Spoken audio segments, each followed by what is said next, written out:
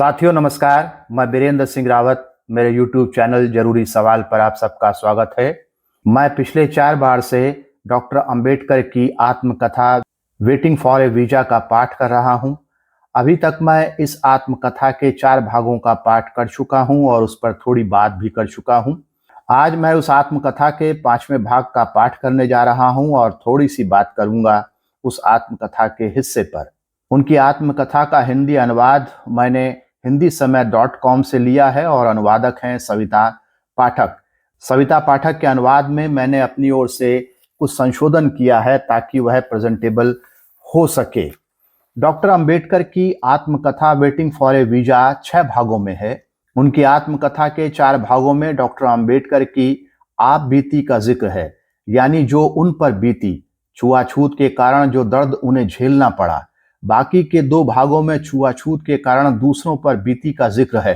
अपनी आत्मकथा के 5वें भाग में डॉक्टर अंबेडकर एक घटना का जिक्र करते हैं। वे लिखते हैं कि यह घटना भी आंख खोलने वाली है।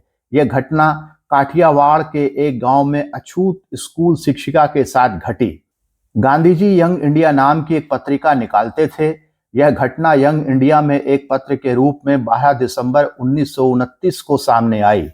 उस पत्र में लेखक ने बताया कि कैसे उसकी पत्नी, जिसने अभी अभी बच्चे को जन्म दिया था, एक हिंदू डॉक्टर के ठीक से उपचार नहीं करने के कारण मर गई, क्योंकि डॉक्टर छुआछूत को मानता था और जीवन में उसे अपनाता भी था।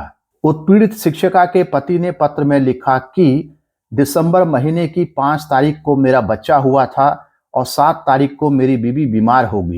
उसको दस्त लग गए थे और उसकी नब्ज धीमी हो गई थी। उसकी छाती फूलने लगी थी, उसको सांस लेने में तकलीफ होने लगी और पसलियों में तेज दर्द होने लगा।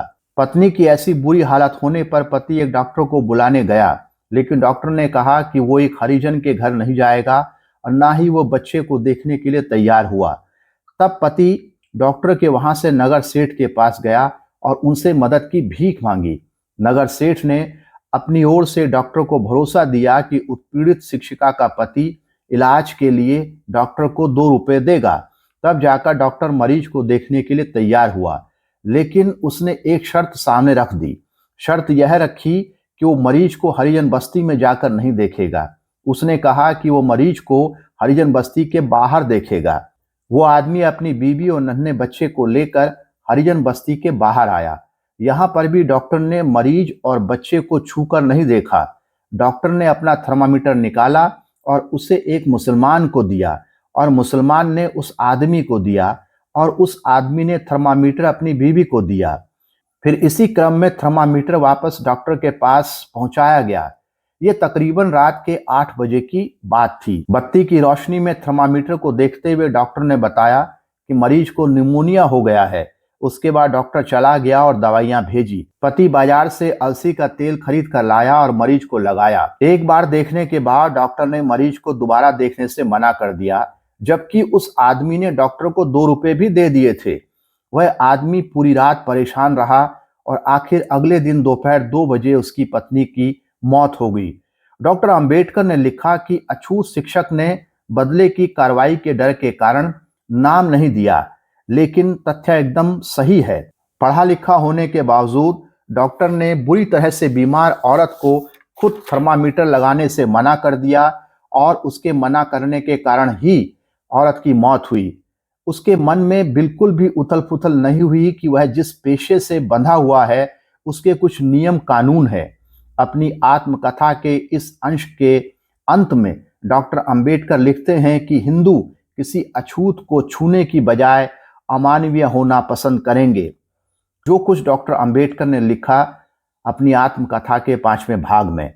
अब सवाल यह उठता है कि क्या डॉक्टरी पेशे में छुआछूत का होना अब पुरानी घटना है या आज के समय में भी स्वास्थ्य सेवाओं में डॉक्टर्स में छुआछूत का विचार और व्यवहार होता है।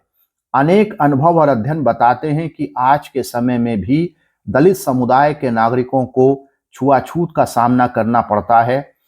वे आज भी छुआछूत के द्वारा उत्पीड़न के शिकार हैं और डॉक्टरी का पेशा, स्वास्थ्य सेवाओं का क्षेत्र इससे अछूता नहीं है।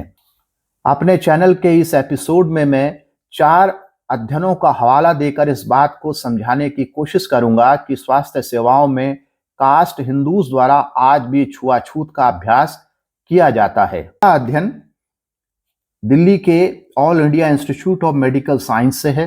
2007 की ये रिपोर्ट है। ये वो संस्थान है जहां से डॉक्टरी की पढ़ाई की जाती है।